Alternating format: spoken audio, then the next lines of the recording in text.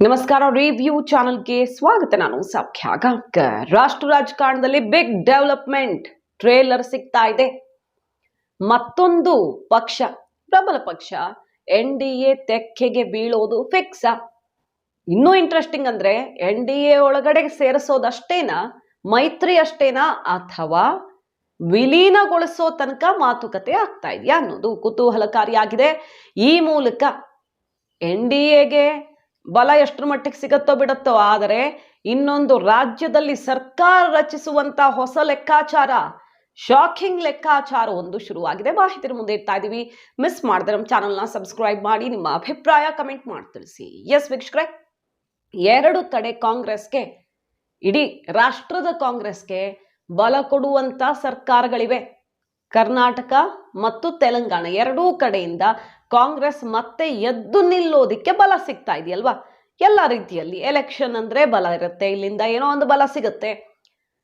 ಅಧಿಕಾರದಲ್ಲಿರುವಂತಹ ರಾಜ್ಯಗಳಿಂದ ಬೇರೆ ರಾಜ್ಯಗಳಲ್ಲಿ, ಓವರ್ ಆಲ್ ದೇಶದಲ್ಲಿ ಕಾಂಗ್ರೆಸ್ ಅನ್ನ ಮತ್ತೆ ಮೇಲೇಳುವಂತೆ ಮಾಡೋದಿಕ್ಕೆ ಬಲ ಸಿಗ್ತಾ ಇರುತ್ತೆ. ನಿರಂತರವಾಗಿ ಇಲ್ಲಿಂದ ಪೌಷ್ಟಿಕ ಆಹಾರಗಳನ್ನೆಲ್ಲ ಕಳಿಸ್ಕೊಡ್ಲಾಗತ್ತೆ ಅನ್ನೋ ಆರೋಪಗಳಲ್ವಾ.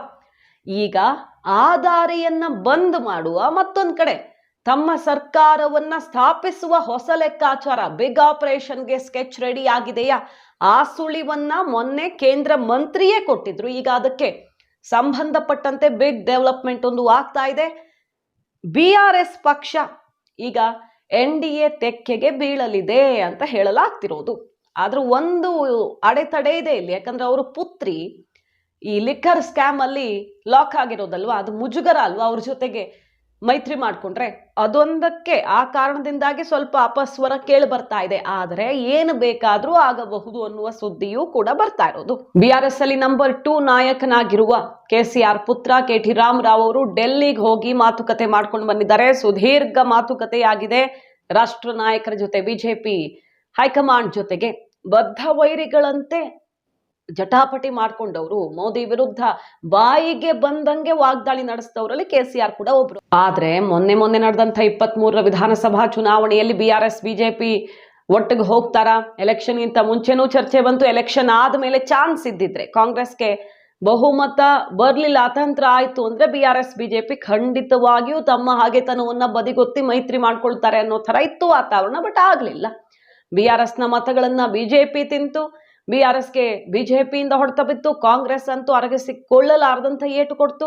39 ಸೀಟ್ ಗೆದ್ದಿತ್ತು BRS ವಿಧಾನಸಭೆ ಚುನಾವಣೆಯಲ್ಲಿ. ಆದ್ರೆ ಆ 39ರಲ್ಲಿ ಸುಮಾರು ಜನ ಈಗ ಕೈ ತೆಕ್ಕೆಗೆ ಬಿದ್ದುಬಿಟ್ಟಿದ್ದಾರೆ. ವಿಧಾನ ಪರಿಷತ್ ಸದಸ್ಯರು ಮತ್ತು ವಿಧಾನಸಭಾ ಸದಸ್ಯರು ಸೇರಿದಂತೆ 14-15 ಜನರನ್ನ ಕಾಂಗ್ರೆಸ್ ಸೆಳೆದುಕೊಂಡಿದೆ.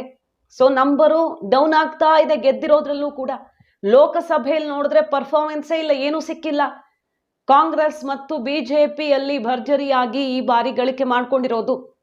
ಹಾಗಾಗಿ ಪಕ್ಷದ ಅಸ್ತಿತ್ವದ ಪ್ರಶ್ನೆಯಾಗಿದೆ. ಇದೇ ರೀತಿ ಮುಂದುವರಿತಾ ಹೋದ್ರೆ ಪ್ರಭಾವಿಗಳು, ಪಕ್ಷಕ್ಕೆ ಯಾರು ಬೇಕಾಗಿದ್ದಾರೋ ಅಂಥವರು ಕೈ ತಪ್ಪು ಹೋಗಬಹುದು, ಕೈ ತೆಕ್ಕೆಗೆ ಬೀಳಬಹುದು ಅನ್ನೋ ಆತಂಕ ಶುರುವಾಗಿದೆ. ಅಂಥ ಹೊಡೆತ ಕೊಡ್ತಿದೆ ಅಲ್ಲಿ ತೆಲಂಗಾಣದಲ್ಲಿ ಕಾಂಗ್ರೆಸ್ ಪದೇ ಪದೇ. ಹಾಗಾಗಿ ಈಗ ಡೆಲ್ಲಿ ಮೀಟಿಂಗ್ ನಡೆದಿದೆ ಅಂತ ಹೇಳಲಾಗ್ತಿದ್ದು, ಬಿಜೆಪಿಯ ಜೊತೆ ವಿಲೀನವ ಅಥವಾ NDA ತೆಕ್ಕೆಗೆ ಬಿದ್ದು ಮೈತ್ರಿಯಿಂದ ಮುಂದಿನ ಲೆಕ್ಕಾಚಾರ ಹಾಕೋದ ಅನ್ನೋ ಮಟ್ಟಿಗೆ ಸುದ್ದಿ ಬರ್ತಾ ಇರೋದೀಗ. ಇದು ರಾಷ್ಟ್ರ ರಾಜಕಾರಣದಲ್ಲಿ ಸಂಚಲನ ಸೃಷ್ಟಿ ಮಾಡ್ತಿರೋ ಮತ್ತೊಂದು ಸುದ್ದಿ.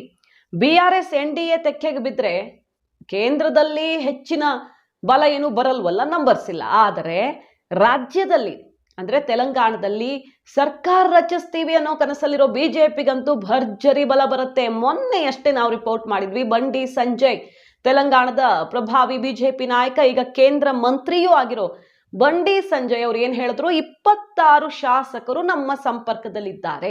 ಮತ್ತ ಅವ್ರನ್ನ ಬಿಜೆಪಿ ಸೇರ್ಬೇಕಂದ್ರೆ ಸುಮ್ಮನೆ ಸೇರೋಕ್ಕಾಗಲ್ಲ, ರಾಜೀನಾಮೆ ಕೊಟ್ಟು ಸೇರ್ಬೇಕು. ಬೈ ಎಲೆಕ್ಷನ್ ಆದ್ರೆ ನಾವೇ ಗೆಲ್ತೀವಿ, ಕ್ಲೀನ್ ಸ್ವೀಪ್ ಮಾಡ್ತೀವಿ, 26ಕ್ಕೆ 26 ಅನ್ನೋ ಬಿಗ್ ಬಾಂಬ್ ಅನ್ನ ಸಿಡಿಸಿದ್ರು.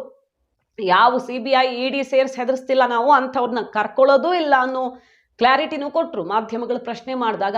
ಸೊ 26 ಶಾಸಕರ ಬಿಗ್ ಬಾಂಬ್ ಸಿಡಿಸಿರೋ ಬೆನ್ನಲ್ಲೇ ಚಂದ್ರಶೇಖರ್ ರಾವ್ BRS ಈಗ ಬಿಜೆಪಿ ಜೊತೆ ಕೈ ಜೋಡಿಸುವ ಮಾತುಕತೆ ಶುರು ಮಾಡಿರುವಂತಹ ಸುದ್ದಿ ಕೂಡ ಈಗ ಬ್ಲಾಸ್ಟ್ ಆಗ್ತಾ ಇದೆ. ಸೊ ತೆಲಂಗಾಣದಲ್ಲಿ ಆಪರೇಷನ್ ಸಕ್ಸಸ್ ಆಗುತ್ತಾ ಕಾದ್ ನೋಡ್ಬೇಕು.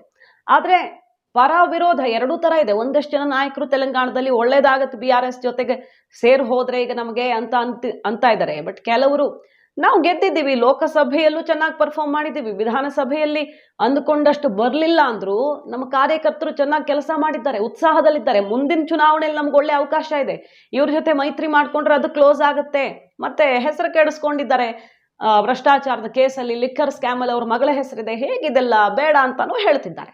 ಹಾಗಾಗಿ ಈಗ ಪರ ವಿರೋಧ ಚರ್ಚೆಗಳನ್ನೆಲ್ಲ ಮುಗಿಸಿ ಏನು ತೀರ್ಮಾನ ತಗೊಳ್ತಾರೆ ಅಂತ ಕಾದ್ ನೋಡ್ಬೇಕು. ಇದರ ನಡುವೆ ನೋಡಿ BRS ನ ನಾಯಕರೊಬ್ರು ಹೇಳ್ತಾರೆ, BRS ಸಂಸದ ವಿನೋದ್ ಕುಮಾರ್ ಅವರು ಮಾತನಾಡಿದ್ದಾರೆ. ರಾಜಕೀಯದಲ್ಲಿ ಏನ್ ಬೇಕಾದ್ರೂ ಆಗಬಹುದು, ಎಲ್ಲವೂ ಸಾಧ್ಯ ಅಂತ ಹೇಳುವ ಮೂಲಕ ಮೈತ್ರಿ ಸಾಧ್ಯತೆಯ ಸುಳಿವು ಕೊಡ್ತಿದ್ದಾರೆ.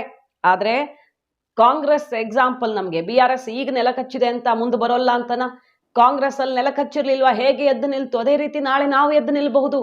ಪಕ್ಕದ ಆಂಧ್ರದಲ್ಲಿ TDP ಎಕ್ಸಾಂಪಲ್ ಇಲ್ವಾ, ಈಗ ಮತ್ತೆ ಚಂದ್ರಬಾಬು ನಾಯ್ಡು ಅವರು ಎದ್ದು ನಿಂತಿದ್ದಾರೆ. ಅದೇ ರೀತಿಯಲ್ಲಿ ನಮಗೂ ಚಾನ್ಸ್ ಇದೆ, ಹೆದರ್ಬೇಕಾಗಿಲ್ಲ, ರಾಜಕಾರಣದಲ್ಲಿ ಏನ್ ಬೇಕಾದ್ರೂ ಆಗಬಹುದು ಅನ್ನುವ ಭವಿಷ್ಯ ನುಡಿತಿದ್ದಾರೆ BRS ನ ವಿನೋದ್ ಕುಮಾರ್ ಅವರು. ಹಾಗಾಗಿ ಈ ಮೀಟಿಂಗ್ ಕುತೂಹಲಕ್ಕೆ ಕಾರಣ ಆಗಿದೆ. ರಾಷ್ಟ್ರ ರಾಜಕಾರಣದಲ್ಲಿ ಮತ್ತೊಂದು ದೊಡ್ಡ ಬೆಳವಣಿಗೆಯ ಸುಳಿವು ಸಿಗ್ತಾ ಇದೆ. ಮಾಹಿತಿ ನಿಮ್ಗೆ ಇಷ್ಟ ಆಗಿದ್ರೆ ಮಿಸ್ ಮಾಡ್ತೀವಿ, ನಮ್ಮ ಚಾನಲ್ನ ಸಬ್ಸ್ಕ್ರೈಬ್ ಮಾಡಿ, ನಿಮ್ಮ ಅಭಿಪ್ರಾಯ ಕಮೆಂಟ್ ಮಾಡಿ ತಿಳಿಸಿ. Thank you.